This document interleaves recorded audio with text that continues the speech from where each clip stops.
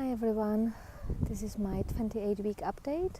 I just had a midwife appointment, which is really good because she's not only referred me to a physio for my pelvic pain, but also acupuncture, so I'm quite excited. I'm gonna get quite a few sessions, so I'm really happy about that, alongside my physio. But the physio has some waiting time, so hopefully I won't have to wait the full 6 weeks. That's normally the case. But yeah, so that's some good news because the pain's been pretty challenging. I been struggling to kind of get in and out of bed, walking at faster pace. It's quite painful. It's like basically stabbing, shooting pain going right through my pelvis. I'm also getting a massage this weekend, so hopefully that will help as well to alleviate some of the maybe tensions in the hips and stuff that might be contributing to the pain. Unfortunately, this is part of pregnancy. A lot of women have this experience, but fortunately there is support, and physio and acupuncture and treatments are available. I'm gonna also have a look at some videos for like on YouTube specifically for this, some strengthening exercises, because I'm sure the physio will give me some, but I don't want to wait that long. Due to my current situation, like work-wise and finances-wise, going to actually pregnancy Pilates on a regular basis, it's not really doable for me, because they tend to be even more expensive than normal classes, and often available in times when I'm at work, so I can't do that. So I'll at least try to do something on my own. I mean, I have experience with Pilates, so I know, I'll be able to do it safely from the videos. So that's that aspect. The baby's good. He's still kicking every day. I love feeling him. He's growing well. They took my bloods today to check for if the anemia is getting better, but I got my extra iron anyway, so that should keep me going. Fortunately, I have no side effects from it, so I'm happy to keep taking it because it made difference. I definitely feel a bit less tired, and feel like I have a little bit more energy once I wake up. Those early mornings at work are killing me. I will have to get up at 5 a.m. to go to work. Welcome back to employment. But at least the work itself, it's not terribly physically challenging. It's challenging because it's new and there's lots of things to remember and lots of things to learn, because I've never done anything like this before. Care work is quite unique in when it comes to the environment. But yeah, I will I'm sure I will manage, and physically it's doable. It's actually quite a good option, I think, for me, being pregnant. So yeah, that's all positive. Specifically looking forward to the paycheck at the end of the month. I'm signing up a new client as well, so financially I'm okay for the next few weeks, so that's a big sigh of relief. The only thing that's been difficult, I suppose, is yesterday. Well, yesterday was actually a funny day because I was on a training, so it was kind of easy, and I had a interview for Candida Lord podcast in the evening, which was really exciting, and I loved doing it. Basically just asked me a few questions about being a single mum, and it was a really nice experience, and I was very excited about doing it. I received a phone call just before I was to do the interview from the baby father, saying he's not gonna come in November, so that means God knows when I'm gonna see him, if ever. And I couldn't really take it in properly because I was just about to do the interview. But after the interview, we spoke again, and yes, he's confirmed he's definitely not coming. And what worse, he's kind of turning things around as if I am being unreasonable for even asking for anything. That, you know, I've asked for 24 hours of his time. And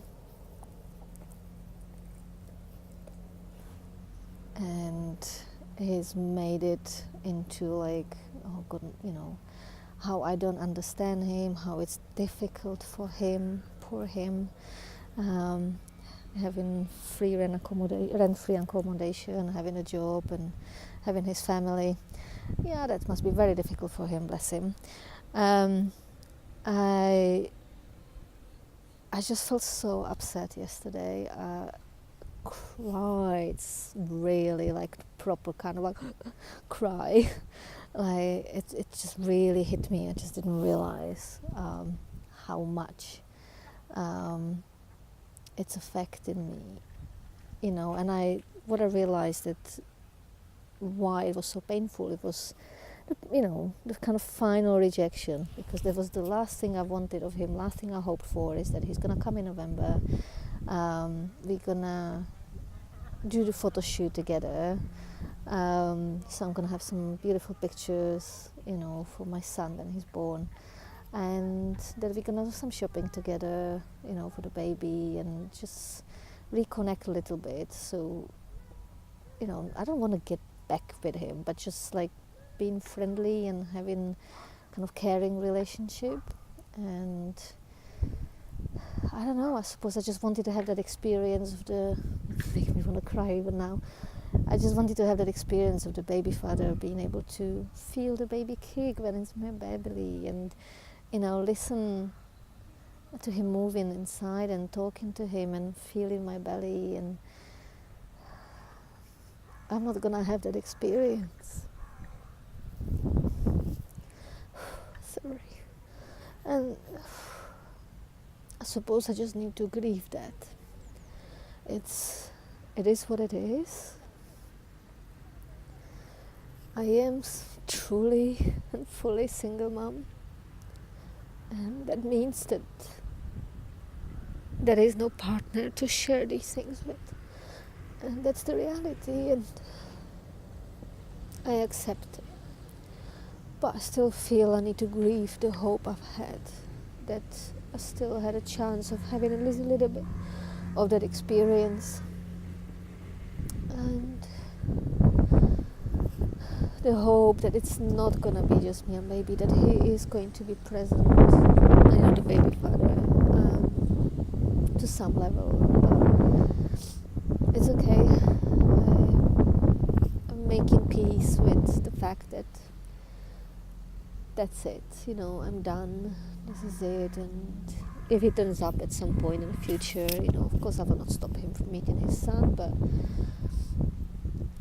I have no more hope and no more expectations. I really am done now. This was the last tiny part that I was holding on to, and it is painful. It's painful because I feel rejected, not just on my part but on my baby's part. I feel jealous actually, because he's been there for his daughters, and I've witnessed him being really good there to them, you know. And like even when he came to visit for the first scan in June, he bought a lot of presents for them, like clothes and stuff. He spent £1 in Primark on some baby clothes for our baby boy, and he said that when he comes in November, we're gonna do shopping then. You know, sometimes it feels like he secretly hopes that this pregnancy is not going to be viable, that he secretly hopes that the baby is actually not going to be born, one problem less, right? And that he kind of he's waiting until it becomes reality for him. and that's quite upsetting. It makes me really angry.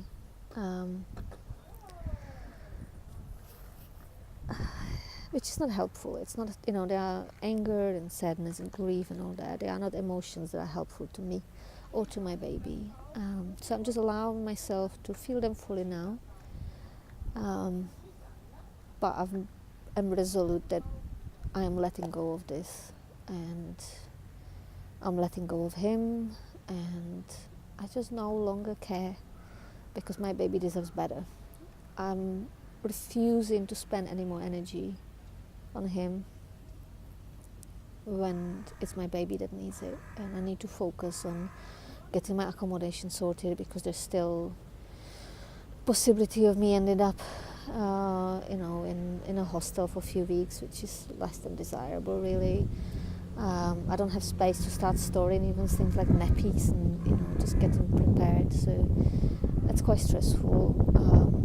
And I'd rather put my energy into figuring out this than into hoping that he's gonna be in photographs.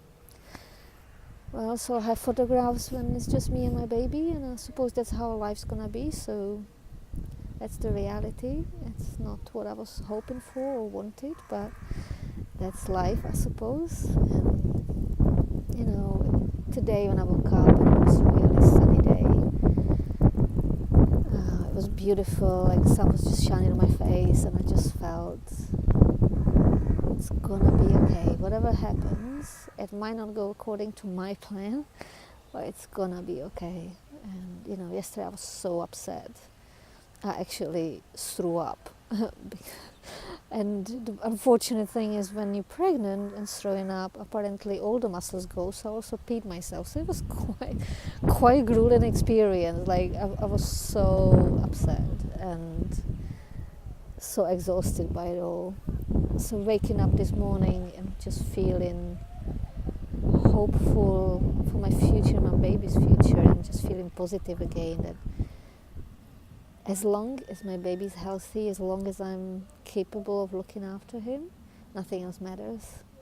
And yeah, I have community, I have support around me, I have people to talk to, I have people to turn to, I have people to help me practically, like by giving me stuff or helping me to look after the baby. I have people to help me with my emotional stuff, so people I can talk to, which is great. And there are even people who offer me financial help when I really need it. I obviously try not to go that way. I'll try to be self-sufficient, but I know that should emergency arise, there are people that I can ask, and then they will help me, and it helps me feel safe. I feel safe, I feel secure, and I feel incredibly grateful for the community I have and build up. And I'll just keep going, just keep doing what I can with my work, and with my social outreach, and with helping others as well, because I think it's still important not to get stuck too much in my own problems. I'm still pursuing that petition, so I really want those laws to change, because no one should be going through what I'm going through.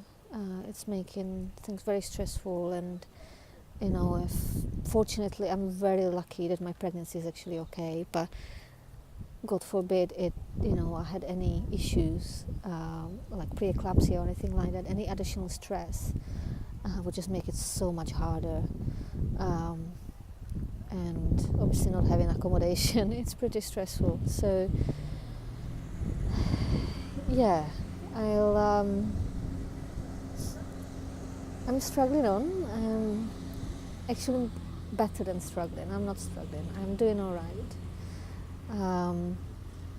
I am keeping going, onwards and upwards, and I'll keep sharing what's going on. And if you relate to this, if you find yourself in a similar situation, you're a single parent, especially single mom, you find things difficult, you're feeling anxious, you're feeling sad or angry, get in touch.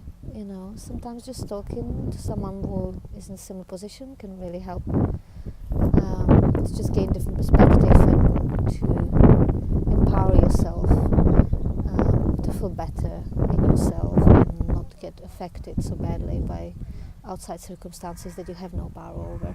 And we have no power over what other people do or say or feel.